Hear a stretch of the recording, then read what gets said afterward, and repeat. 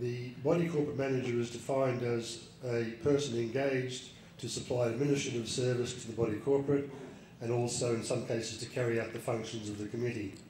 Can I stress at the outset that a body corporate manager is not the body corporate? You'd be surprised at the number of people who will ring up and say, I need your consent to do something, or I need you to do something.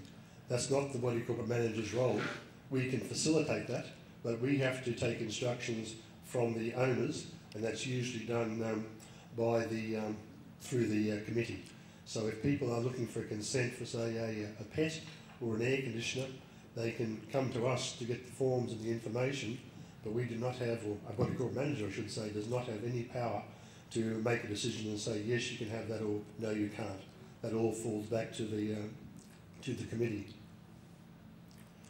The body corporate manager has to act under a written agreement, and each time the contract comes up for renewal, there needs to be a new contract, and the approval for that contract has to be given at a general meeting of owners. So a committee can't appoint a body corporate manager. It has to be done at a general meeting, be it an annual general meeting or an extraordinary general meeting.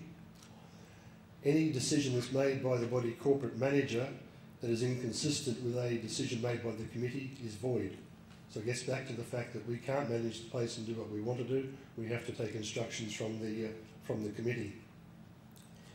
And basically our role is to guide and assist the body corporate to ensure that you comply with the law, and especially the Act, regulations and your own bylaws. The manager has a duty not only to the body corporate but to all lot owners. In other words, we have a fiduciary relationship, we're in a position of trust.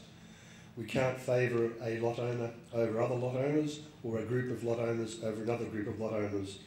We've got a duty to be impartial in any dispute and to act in the best interest of the body corporate. Sometimes that can involve having a difference of opinion, shall we say, with a group of owners or a committee, but the body corporate manager's role is to do the job to the best of their ability, impartially, and applying the law without fear or favour. The agreement which you enter into with your manager is divided into 3 categories, which sets out what the manager should be doing.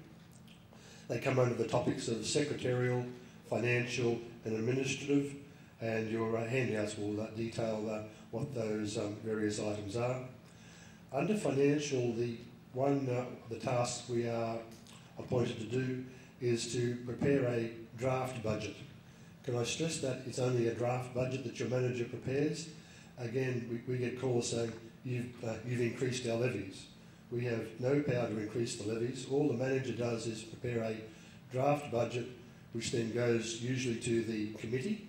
The committee can then feel free to tear that budget apart to their heart's content.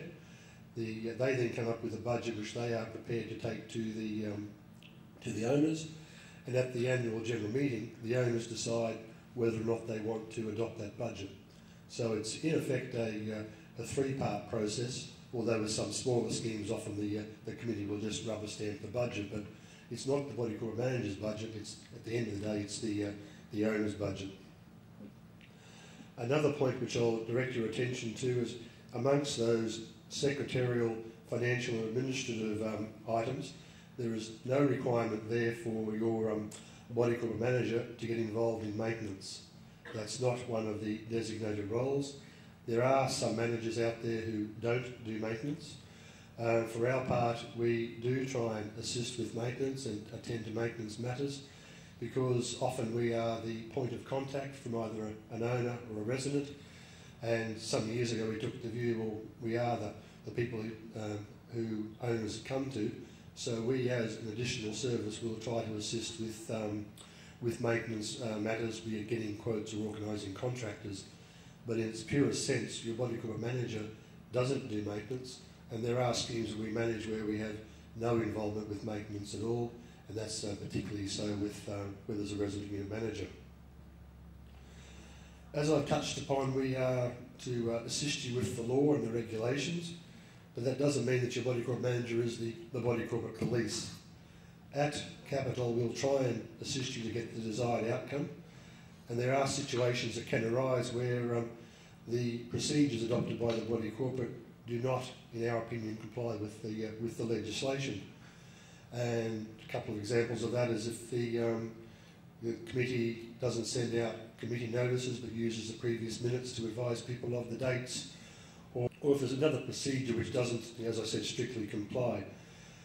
We will tell the body corporate what the correct procedure is, and we will point out what they should be doing. But it's up to the owners and the committee to decide what they want to do. Provided we have told you what you should be doing, and unless it's so objectionable that we feel as though we can't work with the body corporate, then we will just continue to work with you to help you achieve your end, having informed you what you should be doing.